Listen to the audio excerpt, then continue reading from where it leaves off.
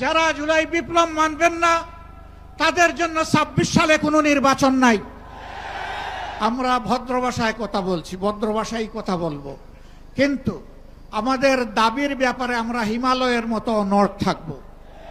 মুক্তিকামী মানুষের কথা একটাই, জাতীয় সংসদ নির্বাচনের আগে গণভোট অনুষ্ঠিত হতে হবে। যতক্ষণ পর্যন্ত জনগণের দাবি আদায় না হবে আমাদের আন্দোলন দুর্বার গতিতে চলতে থাকবে ইনশাআল্লাহ। সম্মানিত বন্ধুগণ, আমরা মহান আল্লাহ তাআলার শুকরিয়া আদায় করছি, জুলাই বিপ্লবের মধ্য দিয়ে ফ্যাসিবাদের পতন হওয়ার কারণেই আজ পল্টন মোড়েও এই সমাবেশ অনুষ্ঠিত হতে পারছে। আলহামদুলিল্লাহ রাব্বিল আলামিন। প্রিয় দেশবাসী, আসরের নামাজের সময় আসন্ন হয়, আমি খুব সংক্ষেপে দুই একটি কথা বলেই সভাপতি সাহেবকে আমরা তার বক্তব্য প্রদান করার জন্য আহ্বান জানাবো ইনশাআল্লাহ।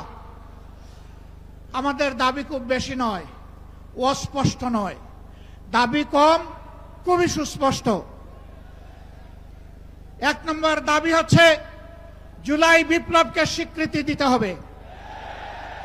যারা জুলাই বিপ্লব মানবেন না তাদের জন্য ২৬ সালে কোনো নির্বাচন নাই। ২৬-এর নির্বাচন দেখতে হলে আগে জুলাই বিপ্লবের স্বীকৃতি লাগবে,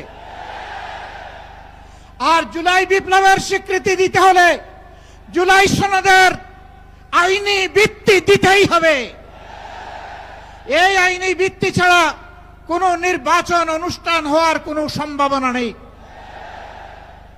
কখন হবে এই আইনি ভিত্তির গোড়াপত্তন? এদেশের মুক্তিকামী মানুষের কথা একটাই, জাতীয় সংসদ নির্বাচনের আগে গণভোট অনুষ্ঠিত হতে হবে। গণভোটের ব্যাপারে সকল দল একমত, তাহলে তারিখ নিয়ে এই বায়নাবাজি কেন? একমত হয়ে যখন স্বাক্ষর করেছি সবাই, তখন গণভোট আগে হওয়াই হচ্ছে যুক্তিযুক্ত। এর মধ্য দিয়ে আইনি ভিত্তির পাটাতন তৈরি হবে ইনশাআল্লাহ, এবং এর ভিত্তিতেই আগামী জাতীয় সংসদের নির্বাচন অনুষ্ঠিত হবে। ওই নির্বাচন যখন অনুষ্ঠিত হবে তখন আর কোনো সংশয় সন্দেহ থাকবে না। আমরা চাই আগামী ফেব্রুয়ারিতে রোজার আগেই জাতীয় সংসদ নির্বাচন অনুষ্ঠিত হোক। এইটা দিয়ে কেউ ধূম্রজাল সৃষ্টি করার পায়তারা চালাবেন না।